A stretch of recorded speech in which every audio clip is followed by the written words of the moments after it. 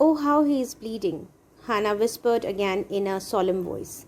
Now, Hannah was feeling pity on him, the way he was bleeding. So she said that in a very serious and sad voice. The mist screened them now completely.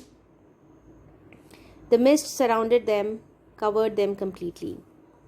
And at this time of day, no one came by. The fishermen had gone home, and even the chance beachcombers. Beachcombers are the people who walk along a beach looking for valuables or interesting items, maybe shells, etc., would have considered the day at an end. That means they might have also gone back.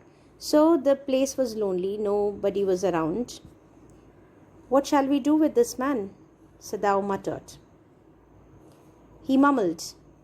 He just said that in barely audible voice. He murmured to himself, what shall we do with this man? He was thinking what to be done with that man. But his trained hands seemed of their own will to be doing what they could to stanch the fearful bleeding.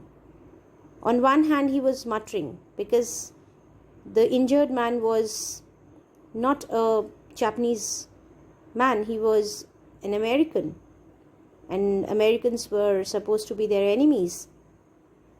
On one hand, he was thinking what to be done to that man, but on the other hand, his trained hands seemed of their own will, as if they were moving automatically, on their own, to stanch, to cover to stop, to restrict the fearful bleeding. Trained hands, because he was a surgeon, he was a doctor, he knew how to handle such cases. So he quickly tried to restrict the bleeding. He packed the wound with the sea moss. So around the beach, strewed the beach means around, scattered everywhere. There were moss, kind of grass, very soft carpet looking grass. So he took some of them and he covered the wound with the grass. Strewed means scattered. The man moaned with pain. When he did that, the man moaned. He cried with pain in his stupor. Stupor means a state of near unconsciousness.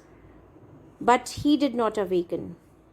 He moaned because it gave him pain, but he could not come to his senses. The best thing that we could do would be to put him back in the sea, Sadao said, answering himself. Now he was thinking aloud. He was thinking and answering to himself only, because he could not understand what to be done at that moment of time, because that man was lying injured, helpless in front of him, and he could help him because he was a doctor, he was a surgeon. And on humanitarian grounds, it was his duty to give good care to him. But on the other hand, he was an enemy. So he was just thinking what to be done. So he thought that best thing would be to put him back in the sea. Now that the bleeding was stopped for the moment, he stood up and dusted the sand from his hands. Yes, undoubtedly that would be best, Hannah said steadily. She also agreed with him. She said yes, without any question, that would be the best thing. But she continued to stare down at the motionless man. If we sheltered a white man in our house, we should be arrested. And if we turned him over as a prisoner, he would certainly die, Sadao said. Sadao said that they were in a difficult situation. If they shelter the white man, their enemy, then they would be arrested because they would be considered as traitors.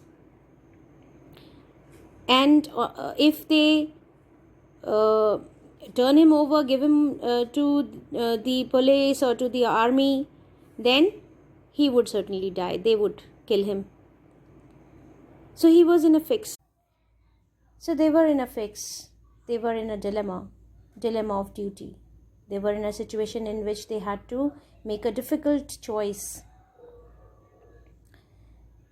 The kindest thing would be to put him back into the sea, Hannah said. They could not see any way. They didn't want to hand him over to the police or to the army because they knew that he would certainly die there. At the same time, for them, it would be wrong to shelter their enemy. So they were left with no choice. So Hannah suggested that, she agreed in fact with Sadao, that the kindest thing would be to put him back into the sea. But neither of them moved, but both of them could not do anything. They could not throw the man into the sea. They were staring with a curious repulsion upon the inert figure. They were staring, looking at him with a curious, strange feeling of disgust. Repulsion means they were not liking the situation they were in.